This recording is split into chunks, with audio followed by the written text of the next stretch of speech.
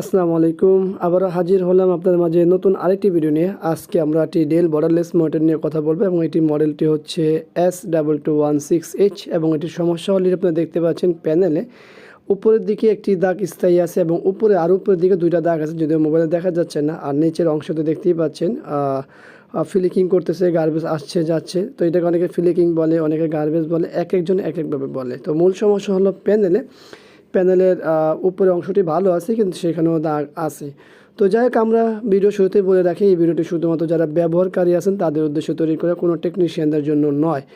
যারা টেকনিশিয়ান আছেন তারা দেখতে চাইলে দেখতে পারেন অথবা চলে যেতে পারেন। আর যারা ব্যবহারকারী আছেন তারা অবশ্যই একটা বিষয় খেয়াল রাখবেন, অবশ্যই আপনারা খুলে ট্রাই করবেন না, কারণ হচ্ছে এখানে 100% রিস্ক থাকে। তো যাই হোক, আমরা ব্যাকপার্টটি খুলি, তারপরে দেখি। আপনারা দেখতে পাচ্ছেন এখানে একটি এলজি প্যানেল ব্যবহার করা হয়েছে এবং এটি খুলতে হলে আমাদের চারপাশে স্ক্রুগুলো খুলতে হবে। তো ওই যে বরাবরের মতোই আবারও সেগুলো আমরা খুলবো। আর আপনারা যারা ব্যবহার করেছেন তারা এই বিষয়গুলো ট্রাই করবেন না। তো যাই হোক, আমরা সব কিছু খুলি, এরপরে প্যানেলটা দেখি। আসলে প্যানেলের সমস্যা তো আমরা দেখতেই পেলাম যে কতটুকু হয়। এখন হলো মূল বিষয় হলো এইটা। তো আমরা স্ক্রুগুলো খুলে নিয়েছি। এইখানে হলো আমাদের টিকন বোর্ড, আপনারা দেখতে পাচ্ছেন এখানে হলো টিকন বোর্ড। টিকন বোর্ডের নিচেই হলো টিকন বোর্ডেই সব কিছু আমাদের পার্টস থাকে। এখানে দেখতে পাচ্ছেন এই যে আমাদের ডিসি টু ডিসি আইসির হলো ব্যাকলাইট এর কেবল আমরা পাওয়ার দিয়েছি এবং বিজিএ কেবলটি লাগিয়েছি। আমরা দেখব ডিসি টু ডিসি আইসি কী অবস্থা বা কতটুকু গরম হয় সেই বিষয়গুলো একটু খেয়াল করব। তো দেখতে পাচ্ছেন আমাদের প্যানেলের সমস্যা। আমরা চলুন এখন ডিসি টু ডিসি আইসির উপরে একটু হাত দিয়ে দেখি যে আসলে এটা কেমন গরম হয়।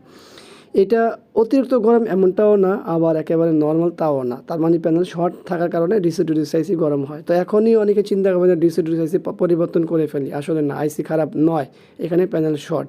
তো যাই হোক, আমরা আমাদের মূল কাজটি করে ফেলছি এবং আপনারা দেখতে পাচ্ছেন আমাদের প্যানেলের সিগনেচারটি এবং আমাদের পরিপূর্ণ হয়েছে।